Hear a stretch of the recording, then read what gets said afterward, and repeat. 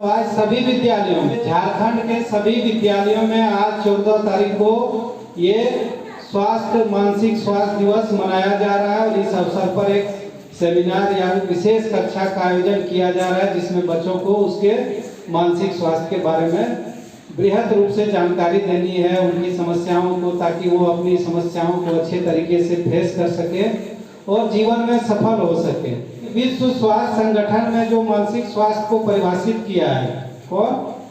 विश्व स्वास्थ्य संगठन WHO, शॉर्ट में WHO, वर्ल्ड हेल्थ ऑर्गेनाइजेशन, उनके द्वारा जो परिभाषा दिया गया है मानसिक स्वास्थ्य का, तो उनके बारे में बताया गया कि मानसिक स्वास्थ्य जो है वो सलामती की वह स्थिति है जिसमें आदमी को अपनी क्षमता के बारे में ज्ञान हो और वो अपनी परिस्थितियों को समझता हो, सब कुछ समझते हुए और समाज को अपना योगदान देता हो।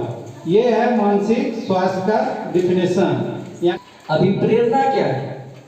अभिप्रेरणा क्या है, जिसको अंग्रेजी में मोटिवेशन बोलते हैं। मोटिवेशन क्या है? मोटिवेशन और डीमोटिवेशन, ये दोनों में अंतर क्या है? कोई आदमी मोटिवेट हुआ तो मोटिवेशन कोई किसी को नहीं कर सकता। मोटिवेशन के लिए क्या है? आत्मचिंतन। आप अगर खुद से बोल लिए फरवरी से एग्जाम है, हम आज शाम से अच्छे से पढ़ेंगे, तो आपको कोई बोलेगा नहीं। आपके पापा IAS अफसर हैं, DC हैं, कोई भी पोस्ट पे है, वो 2 आदमी रख दिए, देखना आप वो नहीं पढ़ेगा तो हमको बताना, आपको मन नहीं पढ़ने का, आप नहीं पढ़ेंगे। तो मानसिक रूप से आपको ये विचार करना है कि हमको सबसे पहले सकारात्मक ऊर्जा से लबरेज रहना है, हमेशा अच्छा सोचना है, जिससे आपको मनोबल में वृद्धि होती है और एक आत्मविश्वास बढ़ता है, जिससे आप खुश रह सकते हैं। परिस्थिति कोई भी हो, किसी भी परिस्थिति में आपको हमेशा सकारात्मक रहना है। दूसरा क्या है? अपने आप का हमेशा तारीफ करो। अपने आप का हमेशा तारीफ करो। समाज में मत निर्भर हो कि कोई आपका तारीफ करेगा। सुबह उठे, छोटा आईना है, बड़ा आईना, जैसा आईना है, 24 घंटे में कम से कम 5 बार 20 सेकंड 15 सेकंड सामने आईने के खड़े होकर अपने चेहरे को देखकर तारीफ करो। कितने अच्छे हैं, कितना सुंदर, कितना अच्छा, हमारे जैसा कोई नहीं। ये 15 सेकंड आपके अंदर जो भावना उत्पन्न करता है ना कुछ कर गुजरने का, ये आप 24 घंटा पढ़ाई करके नहीं कर सकते। तो सबसे पहले आपको क्या करना है? अपना तारीफ करना है, अपने ऊपर अच्छा विचार रखना है, और क्या करना है?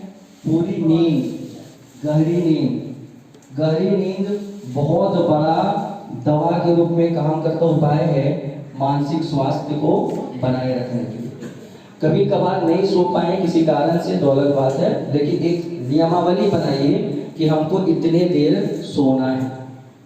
सोने से आपका मानसिक स्वास्थ्य बढ़ता है।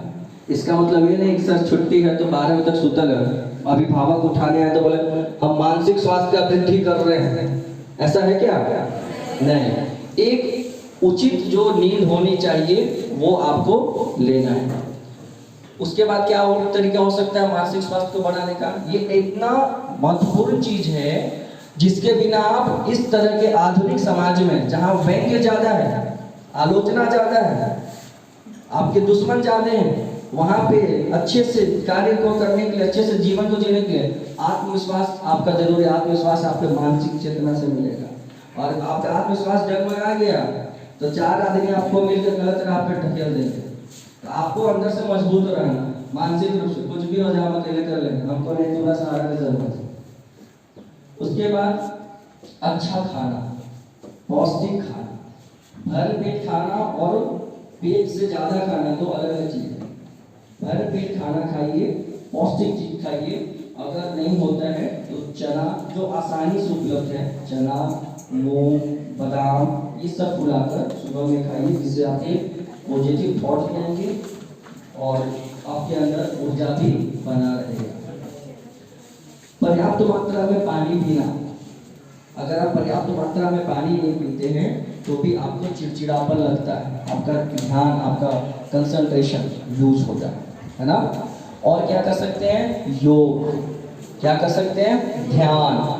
कुछ नहीं है, वर्किंग डे है या छुट्टी है, घर पे बैठे, रेंट का घर हो या अपना घर हो या स्कूल का प्रांगण हो, बात है मानसिक चेतना की। अगर आपको लगता है हम 2 मिनट अपने लिए समय निकाल कर अपना एकाग्र शक्ति, अपना स्मरण शक्ति बढ़ा सकते हैं, तो आपको वो करना चाहिए। जहाँ चाह है वहाँ राह है। When there is a will, there is a way। हम सर मेरे पास तो घर नहीं है, घर नहीं है तो कहीं तो किराए का घर होगा, स्कूल तो होगा। आप 2 मिनट 5 मिनट वहीं पे बैठकर ध्यान कीजिए। ध्यान करने के समय क्या करना है, सारी बातों को भूल जाइए, कुछ दिमाग में सोचें तो ध्यान नहीं, ध्यान में बस अपने आप को छोड़ दीजिए। किसी भी आसन में, आपने बहुत आसन सीखा है, बुधवार और शनिवार को योग क्लास होता है, किसी भी तरह से आप बस एकाग्रचित्त होकर किसी भी बारे में मत सोचिए। देखिए आप ऐसा करेंगे तो आपका मानसिक स्वास्थ्य धीरे धीरे मजबूत होगा। और दिन में जब जब मौका मिले अपने आप को मोटिवेट करते रहिए कि हमको करना है अच्छा, हम अच्छा कर सकते हैं। और इससे क्या होगा, कुछ होगा चाहे ना होगा, आप डीमोटिवेट, डिप्रेशन, चिड़चिड़ापन के शिकार नहीं होंगे, है ना। और आप में से कोई बता सकता है इसके अलावा और क्या करना चाहिए मानसिक स्वास्थ्य को बनाए रखने के लिए, उसमें वृद्धि करने के लिए? बोलो। किसी की बातों को दिल पर नहीं लेना चाहिए। जैसा मैंने अभी कहा था कि ये जो समाज है ना, इसमें कई लोग ऐसे होंगे जो आपके टांग को खींचने का काम करेंगे। मैंने बोला कई लोग, और कुछ लोग ऐसे होंगे, अब शब्दावली पे ध्यान दीजिए, कई लोग ऐसे होंगे जो आपकी टांग खींचने के लिए तैयार होंगे, और कुछ लोग ऐसे होंगे जो आपके टांग को मजबूती से टिकाने के लिए सहयोग करेंगे। तो समाज में ज्यादातर लोग आपके टांग खींचने वाले हैं। तो उस प्रतिस्पर्धा के दौर में क्या होगा, आपका आत्मविश्वास खोएगा। ये आत्मविश्वास कब खोएगा, जब आप मानसिक रूप से कमजोर हैं। हमको बोल दिया इतना हिम्मत, हम अपना मुख्य कार्य पढ़ाई छोड़कर, परिवार के इज्जत को छोड़कर व्यक्तिगत हो जाते हैं, रुख बताते हैं, तुमको समझ में नहीं आया किससे पाला पड़ा। ये मानसिक चेतना अगर आपका सही नहीं है तो फिर आपको बहुत दिक्कत है। उदाहरण के लिए कोई भी नेता को देखिए, कोई भी नेता किसी भी पार्टी से हो, हम कोई पार्टी का नाम नहीं ले रहे क्योंकि ये मन से ऐसा बोलना गलत होगा। कोई भी नेता का आलोचना होता है कि नहीं होता है? होता है। लालू यादव रहे हो, मोदी जी रहे हो, कोई दूसरा नेता जो आप जानते हैं, क्षेत्रीय नेता हो, रीजनल पार्टी का हो, नेशनल पार्टी का हो, पुतला दहन होता है। पुतला दहन का मतलब समझते हैं? मौत, उसका शवदाह। एक पुतला बनाकर उस पर लिख दिए मोदी जी, एक पुतला बनाकर लिख दिए हेमंत सोरेन, एक पुतला बनाकर इत्यादि इत्यादि इत्यादि। तो उसको क्या कर दिए, लाइव कर दिए। भारत के अलावा अन्य देशों में भी वो न्यूज चल रहा है कि ये आदमी का पुतला दहन और रैली निकल रहा है, और मेरा परिवार भी देख रहा है, हम भी देख रहे हैं, मेरे दोस्त यार भी देख रहे हैं। तो अगले दिन शाम में मनोबल बढ़ा के निकलते हैं उसी तरफ, या फिर मनोबल घटा के समाज से कतराते हैं, मेरा पुतला दहन हुआ, मेरा बेइज्जती हुआ, समाज हमसे खपा है, हम नहीं काम कर पाएंगे। ऐसा होता है, जोर जोर से बोलते हैं इस्तीफा दो, ये आदमी इस्तीफा दो, इस्तीफा दे देता है वो आदमी। क्यों? क्योंकि वो मानसिक रूप से मजबूत है, उसका मानसिक स्वास्थ्य बहुत अच्छा है, उसको पता है कि समाज है तो बुराई करेगा, लेकिन हमको अपने काम पे ध्यान देना है। अगले दिन ऐसा नहीं कि वो जो कार्यक्रम है, जो पूर्व नियोजित होते हैं बड़े बड़े नेता का कार्यक्रम, उसमें कोई बदलाव आता है क्या? आता है? नहीं आता। क्यों? क्योंकि उनका मानसिक स्वास्थ्य बहुत अच्छा है ना। तो इस चीज का विशेष ध्यान रखना है। आने वाले समय में आपको कई वैसी परेशानियों का सामना करना पड़ेगा जो आपका व्यक्तिगत होगा या सामाजिक होगा, जिसका समाधान आपके ही द्वारा संभव है, और ये तभी संभव है जब आप मानसिक रूप से मजबूत हो, है ना। समाज में बहुत सारी बुराइयां होती रहती हैं, अगर कोई मानसिक रूप से मजबूत है तो उसके प्रति आवाज उठाता है, और कोई मानसिक रूप से कमजोर है तो उसको नजरअंदाज करके बोलता है अच्छा ठीक है, कोई नहीं बोल रहा तो हम क्यों बोले। ये मानसिक स्वास्थ्य की, ये मानसिक विचारों को दर्शाता है।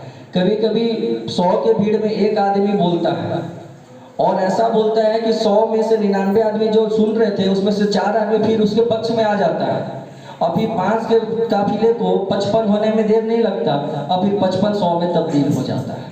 तो ये मानसिक चेतना, ये मानसिक स्वास्थ्य, मानसिक विचार आपका अगर पॉजिटिव है कुछ गलत हो रहा है उसके प्रति आवाज़ उठाइए।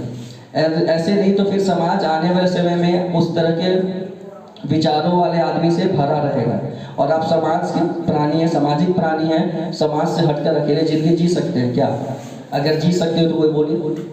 कोई ऐसा स्टूडेंट जो अकेले जिंदगी जी सकता है बिना समाज में रहे हुए? तो समाज में अगर अच्छे लोग होंगे तो समाज किनसे बनेगा?